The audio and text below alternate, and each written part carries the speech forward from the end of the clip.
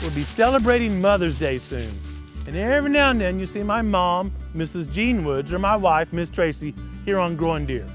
But you don't see all the work these ladies do behind the scenes, taking care of me, taking care of Raleigh and Ray, our daughters, and helping me get outside and do the work I do. It's the women that are behind the scenes that almost make every guy able to do the job he does. So this year, I want everyone to slow down and really take time to celebrate and appreciate their mom. Moms, have a great Mother's Day. Growing Deer is brought to you by Bass Pro Shops, also by Reconics, Trophy Rock, Eagle Seed, Nikon, Winchester, Lacrosse Footwear, Bloodsport Arrows, Flatwood Natives, Morel Targets, Non-Typical Wildlife Solutions, Hooks Custom Calls, Montana Decoy, Summit Tree Stands, Drake Non-Typical Clothing, Howe's Lubricator, Genesis No-Till Drill, Yamaha, Fourth Arrow, Scent Crusher, Antler Extreme, iScope, Bone View, G5 Broadheads, Prime Bows, and Redneck Hunting Blinds. Last week I shared that my dad, Glenn Woods, harvested turkey during opening day of Missouri's turkey season. I had a wonderful hunt, 86 years old, can't ask for any more. So I appreciate everything gentlemen do for me. My dad loves to hunt, and I really enjoy hunting with him. So he couldn't wait for the second week of Missouri's turkey season. In Missouri, hunters are only allowed one turkey during the first week of season. But the first day of the second week of the season, Dad, Clay, and I were back out at Prickly Pear Food Plot where he tagged his first turkey this year. Well, here I am again. Another good turkey hunt, sitting on a fine wheat field, hoping for a Tom to come by. I sure do hope I see one, whether I get it or not. I bet we see one here in a little bit, Dad. It's just perfect conditions today. I believe it is. Deer just ran across up there. Clay just saw a deer up there. We didn't hear or see a turkey that morning, but we had a great time. And based on the forecast, I thought the next day, Tuesday, would be a good day to take Dad hunting again. There's rarely much gobbling during the second week of Missouri's turkey season, especially in the southern portion of the state.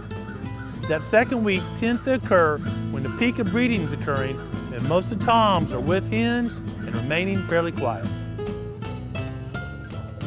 Even though I didn't anticipate hearing a lot of gobbling, I was excited to take Dad hunting. We headed to a small food plot we call Big Spring. I chose this plot for several reasons. Last fall, we drilled Eagle Seed's monster wheat into some existing clover. Most of the surrounding plots were planted with broadside and cereal rye. Those plots are much taller and block a turkey's view. Turkeys like to bug in clover, and they want to be in vegetation that's short enough that they can see predators coming, they can see other turkeys, and gobblers can strut and be seen. Big Spring food plot's located in a narrow valley, and the adjoining ridges on both sides were areas we used prescribed fire earlier this spring. Those areas are now prime turkey habitat with short, lush vegetation, lots of insects, great nesting and feeding areas. So basically, we set up in a travel corridor between two prime turkey areas. It was a windy day and turkeys often seek a place to get out of the wind. Big Spring food plot provided just a place because the adjoining ridges are very tall and shielded most of gust. Wonderful sunshiny day. I'm back down here hunting on the boys' place. It makes me happy all the way through. I truly love to hunt. My age, you better take it when you get a chance. I know I'm in good turkey range. I believe we'll see one pretty soon. I hope to do good if I can.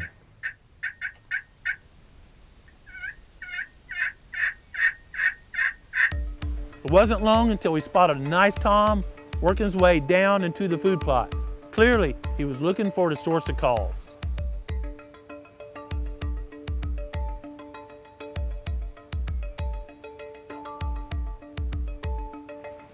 Despite my best efforts to coax him in range, he crossed the food plot and went out of sight. Only a short time later, a hen entered the plot. She didn't stick around long, but I knew we were definitely in an area turkeys wanted to be. In Missouri, spring turkey season closes each day at 1 p.m. And as the morning progressed, I wasn't sure Pops was gonna get a shot. About noon, Tyler spotted a red head on the far side of the plot, and we quickly realized it was a jake coming our way. I did just a little bit of calling. Clearly the jake saw the decoys, and he was slowly working our way. Pops was eager to pull the trigger, but once again, I had to hold him off and let that turkey close the distance a little bit. When he sticks his head up, Dad, wait for him to stick his head up. Yeah, close. I'm sure it seemed like a very long time to my dad, but once the turkey got in our effective range, I gave him the green light to take the shot. Now.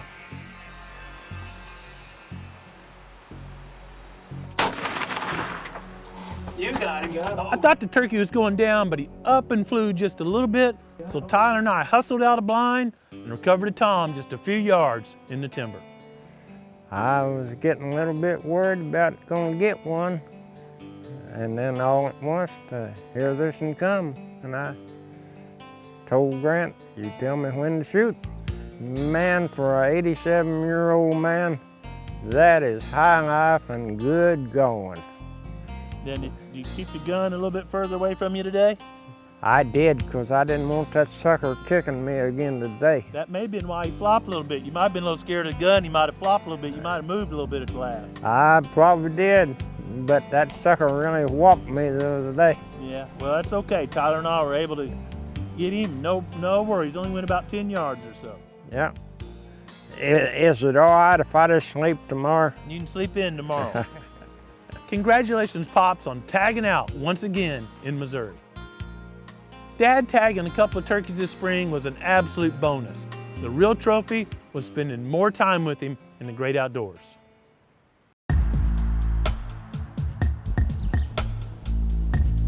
The Growing Deer team's been enjoying a lot of mornings out turkey hunting, and so have other hunters throughout the turkey's range. Recently, Dave Harris from Oklahoma shared some very interesting footage with me.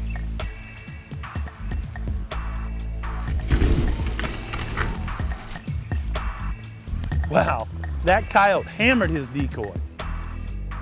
You may recall that just a couple of weeks ago, Brian Hill and Daniel were out hunting turkeys in Kansas, and they filmed a large bobcat come check out their Montana decoy. If you turkey hunt long enough or talk to many turkey hunters, there's no doubt you'll see or hear stories of predators coming into the call or charging decoys. There's no doubt that coyotes and bobcats predate on adult turkeys, and that raccoons and other critters raid many turkey nests. Fur prices have been very low for many years. There's just not a lot of trappers removing predators anymore. That's exactly why I trap every year here at the Proving Grounds. Unfortunately, the trapping season in Missouri only goes from mid-November through January, but lots of scientific research has shown the best way to increase fawn and poult survival is trap just before or during fawning and nesting season. In many areas, working to balance the predator and prey populations can result in many more fawns and poults surviving.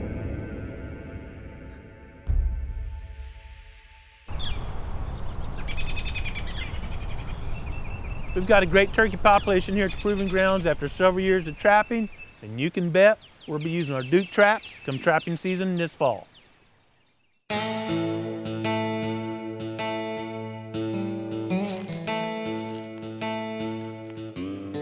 Improving the quality of the forage grown starts by improving the quality of the soil. A lot of moisture in there. No weeds at all. Last week, Daniel and I were turkey hunting. When the birds got quiet, we eased out into a food plot we call Raleigh's Field. Daniel and I have been out chasing turkeys. We stopped by this plot we call Raleigh's Field.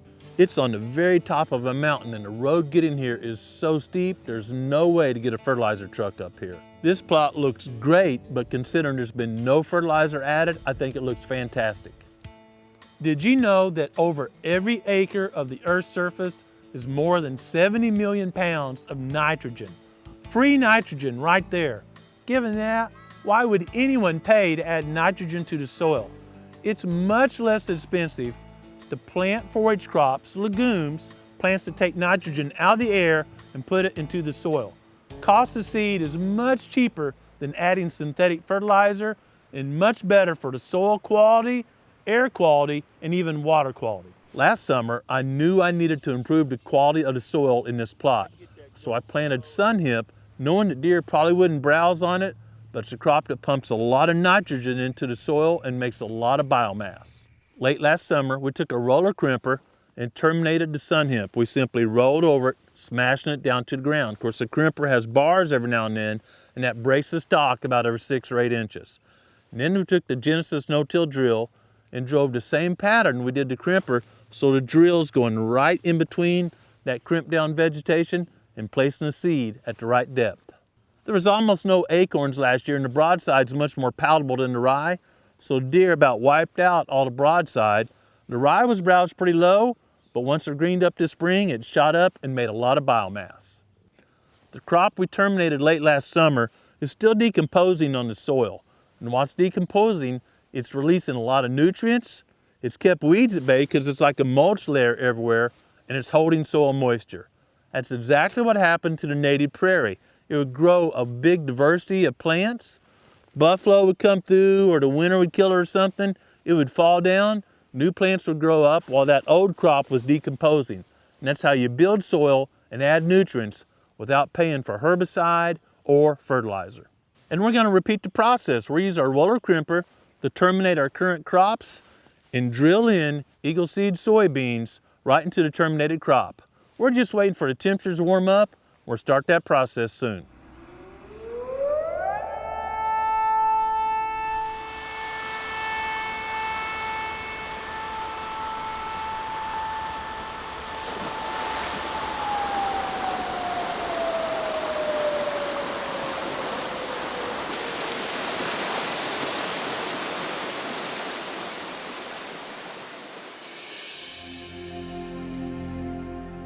Daniel and I just pulled up to the old barn where we film the summary, our barn wall, every Monday.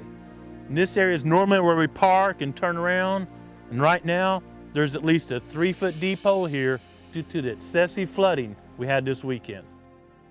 The rain topped my rain gauge, so I'm not sure how much we received here, but Russell, the guy that does our dozer work, makes our food plots, lives a few miles away, and he recorded 11 inches of rain between Friday and Sunday. There's a small creek just over here to my left that's almost always dry. Of course, it runs when it rains a lot, and apparently got way off its banks, came down through here, removed all this rock and caused this erosion, and as soon as it hit the food plot, there's no more erosion. The force of the water deposited some gravel out in the food plot, but those living plants and their roots down in the soil held the soil in place. There's no sign of topsoil loss out there in the food plot.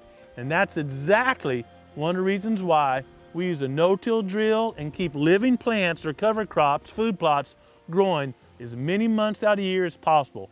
Vegetation does a great job of protecting soil. Second observation I want to point out is all the way down about 3 feet. Well, it's nothing but gravel. We didn't put it here. That's just the nature of soils here at the Proving Grounds. We've been sharing and we'll continue to share some techniques that are probably new to most food plot farmers: no-tilling, minimal soil disturbance, using cover crops throughout the year. Cover crops are just food plot crops. We've selected species that deer like to eat that work well in a cover crop environment to protect and improve soil, add nutrients from the air, and protect the soil. And imagine if they do that well here at the Proving Grounds in this rocky soil, imagine the quality deer you can grow where you hunt. Our techniques of minimal or no tillage obviously protected soil, but they do much more. They improve the soil. Stay tuned as we share our techniques, the benefits, and show you not only how to grow better crops, but attract more deer to our food plots. To understand the scale of the flood we just had, My good friend James Harrison shared this video on his way back from turkey hunting. This river is many, many feet under the bridge normally, and now it's over the bridge and still rising. There was a lot of damage and even some lives lost due to the massive flooding here in the Ozark Mountains. And my prayers go out to those families that are suffering a loss during this horrible event.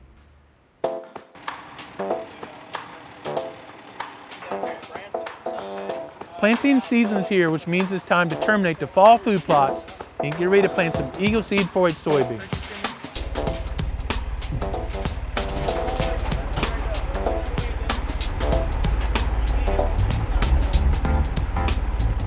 I'm always excited about planting season because it not only means we're going to provide quality forage for critters, but improve the soil health. And remember, big antlers start in the dirt.